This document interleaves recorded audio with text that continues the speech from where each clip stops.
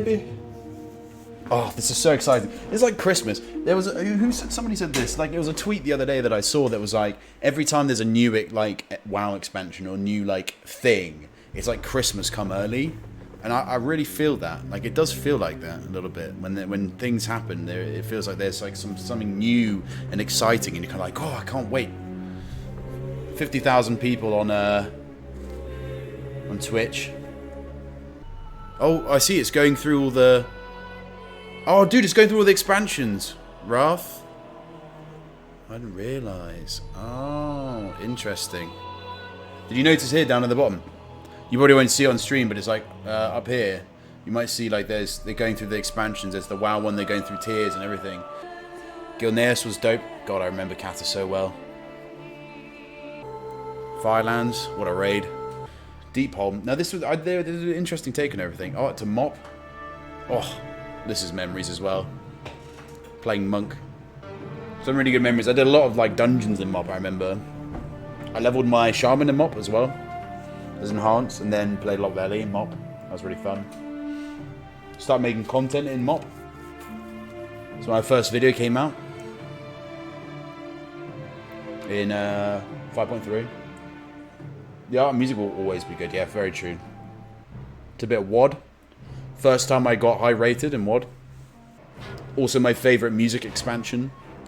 Fucking love the orcs and everything. Legion, Kraken expansion.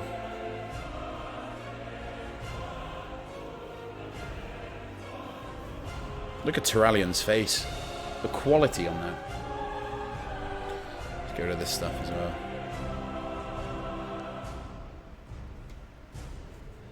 Return to Karazhan. Didn't do that much. Where was this? This is Bloodmaw slag heaps. This must have been the shit to do with the Mythic Plus. That's when Mythic Plus first came out, right? Legion. BFA. Arguably a mixed feelings expansion. Definitely weird things that happened in this expansion. A lot of experimentation. To the ruining of Sylvanas. And then to this pissing expansion. Can you see like how my opinions of things have shifted as things have gone slightly on? Like my feelings on the expansion and generally how I feel about it has shifted so significantly since like, you know, Wrath, Kata, Mop, WoD. 1, 2, yeah. There we go. Very little to show for Shadowlands. 30 seconds to go. Whoop! I really appreciate you tuning in. I know we're really excited to be able to give you updates on what's happening in World of Warcraft.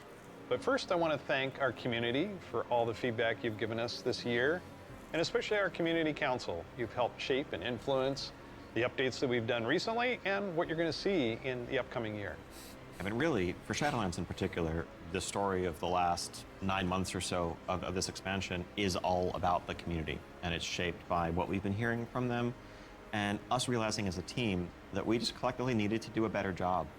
Yeah, frankly, it's a skill issue, Ian. And so that led us to the changes we made in 9.15.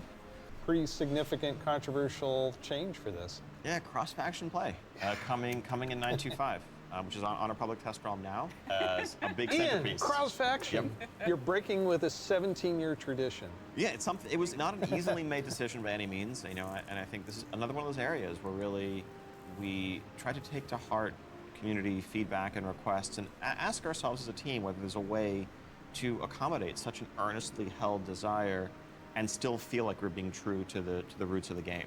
The players' desire to play with their friends who might prefer a different faction, or to play with the faction that they more closely identify with, even though their raid group is elsewhere. It's really important for me. I play a lot of alts, and I love absorbing the story for each race, and having that ability to play with all of my friends across factions is fantastic. At the end of the day, the battle cry is for the Horde. It's not against the Alliance. It's not death to the Alliance. It's about pride in one's faction, and I think there's a way to preserve that and even strengthen that while giving players the ability to make the same choice we've seen the greatest heroes make time and time again. They've linked up, why can't we? Seeing a lot of Makes my sense. friends. Really cool I think it's stuff a good idea. for modern WoW players. I'm super excited about the gear upgrades that you're going to give me and the chance to go back and play some of those awesome raids. There's a lot to explore. Very exciting. For our next adventure in World of Warcraft, Exactly. we're going to go back to Azeroth. We're going to a space with high fantasy. I mean, our fans of Azeroth for a long time. This has been kind of the foundation of much of the lore of WoW. So without further ado, let's watch the cinematic. Oh, cinematic. Here we go. I'm shush.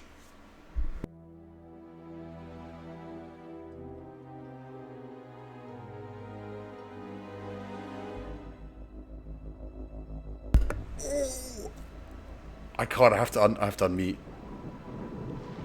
The world has been sundered. It cries out in pain. We must go to its aid. Oh, it's Dragonflight, isn't We it? entrust our ancestral home to you, the Watchers.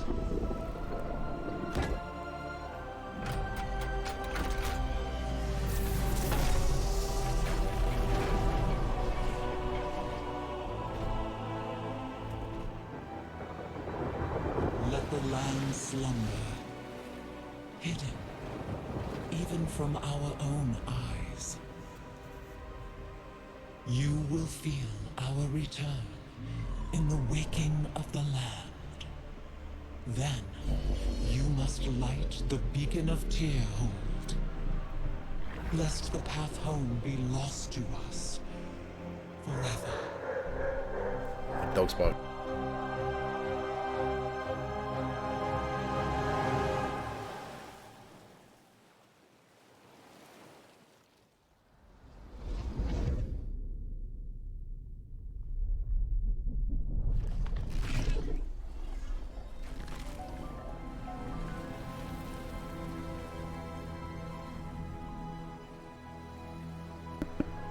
There's so much story to this.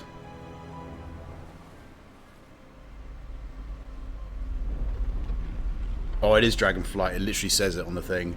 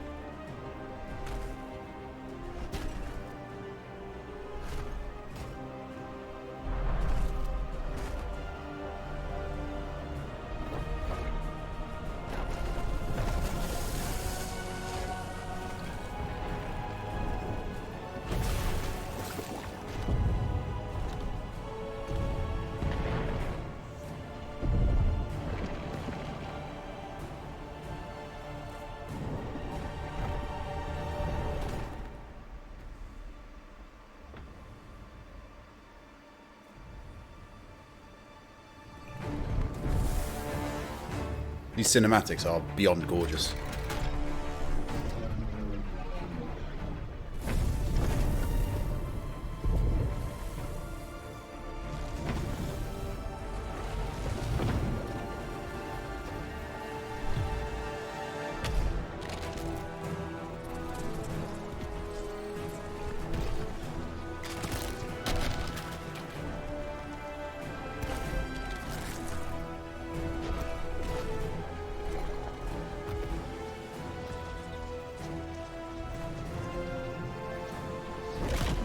I'm invested.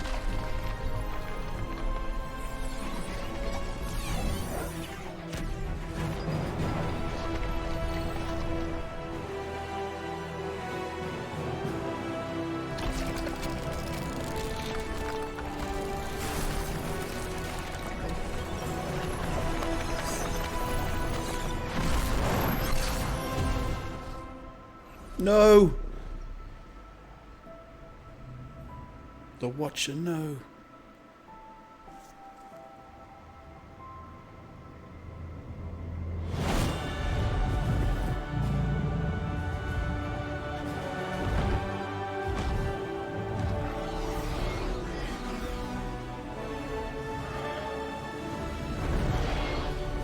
Helm is the bad man.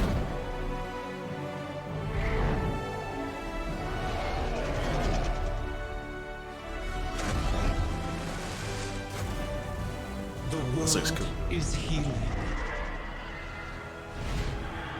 But her fate is yet uncertain.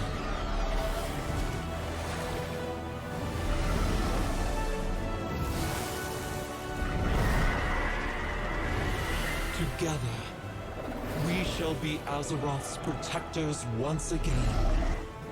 Here, the new age of dragons shall begin. Dragonflight, as they said. Oh, that was brilliant. I really felt for that. Watched it. Oh my god, I was almost in tears. Dragons! Dragons. This is so cool. The beacon going off, is that summoning the dragons? It is removing the concealment that had hidden the Dragon Isles from the world, but also beckoning the dragons back urgently in a time Jesus. of need. We saved all kinds of dragons as Pretty good mounts already. I think we variety can manage the new of threats. locales, I think we're okay, guys. Dragon Isles. Yes. Can you talk a little bit about how new starter they zone. found ways to thread New class. the dragon aspects throughout the environments?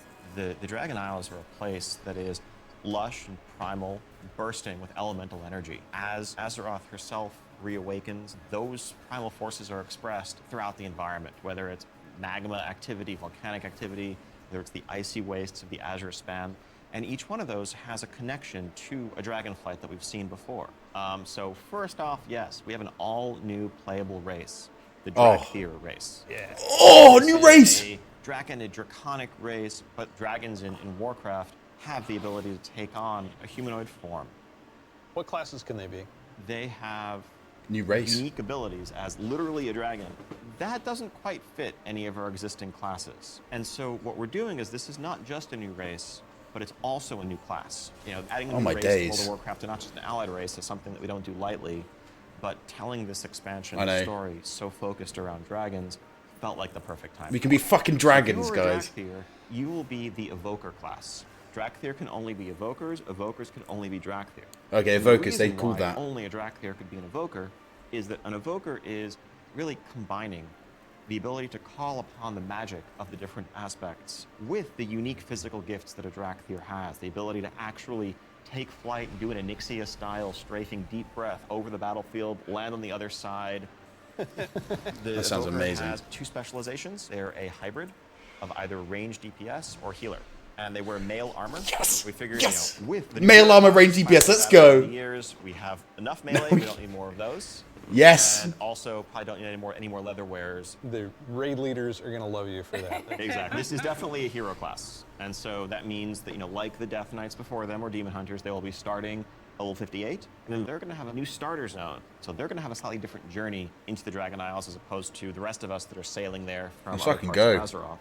And we've heard loud and clear from players that, you know, it's kind of a bummer to start off every new expansion by leaving a large part of your character behind, by leaving a large part of your progression behind.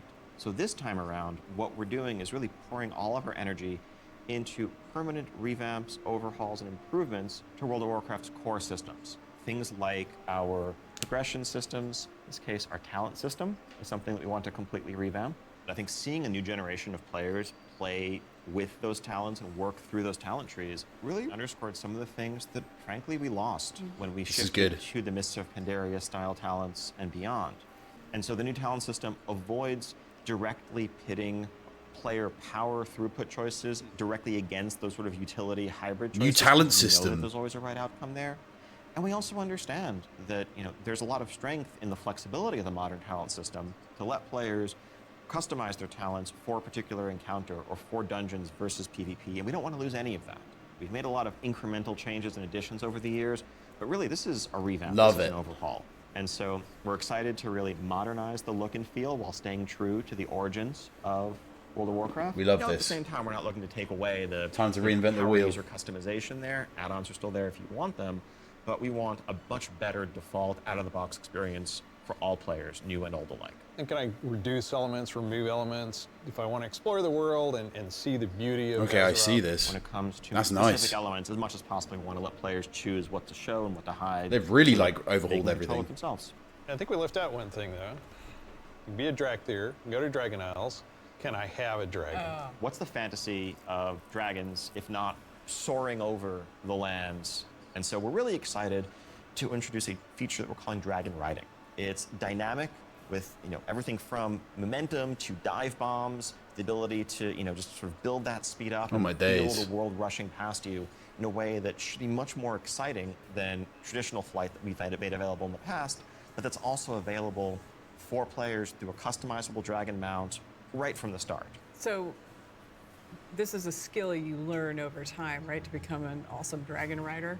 Yes, you'll be able to sort of upgrade aspects of your flight, but you will have this new form of flight from the start. And the Dragon Companion that you have is, of course, very thoroughly customizable, which is a new thing for us for mounts. What do you want its scales to look like, horns, the shape of Holy its head, shit. other attachments, armor pieces, and more. This is Take your dope. pick. This is so cool. I think that's everything. Fucking hell. Oh my god. What? Oh. Right. My thoughts on Dragonflight. First and foremost, talents. Talk about talents and UI. I am so excited for old talent system to come back with a new revamp. It looks so incredibly good. The flexibility will be incredible. It'll bring back everything that you've wanted and loved from like TBC, Wrath, all of the older style expansions, and kind of being able to kind of put them together into something that not only benefits your class, but also benefits your spec. And I think that's sick. UI change, I'm not massively super changed by it. I think the UI is dope, and I think changing that up to kind of means less add-ons for me, and I like the flexibility. Maybe I'll be able to spice up with a bit more of different things, so that'd be cool. Still obviously could use my own way. There's nothing that stops me from doing it, but I like the direction they're going. I think the thing I want to talk about the most though is the overcharge, the empowering of spells. This is going to be interesting to see how that goes. And speaking about the Drakthyr and Evoker, I'm 100% going to be playing it. I'm probably going to try and main it. I think that's probably what I'm going to shift to going into Dragonflight. So I'm going to try and get into the alpha and see what it will be like, and just try and get as much content out from that. And I think that's kind of what I'm going to kind of focus on really when it comes to that time. But I really want to try and test out everything and see if I can get access to stuff.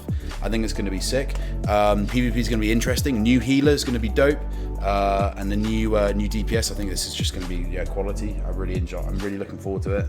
I think the new zone looks dope. I think dragon riding looks insane. So obviously there's going to be some focus on that, kind of like a mini game sort of. So I think I love the innovation and I love what they've done. So I'm really hoping for the best. So that's I'm hyped. I'm hyped basically. That's what I'm going to say.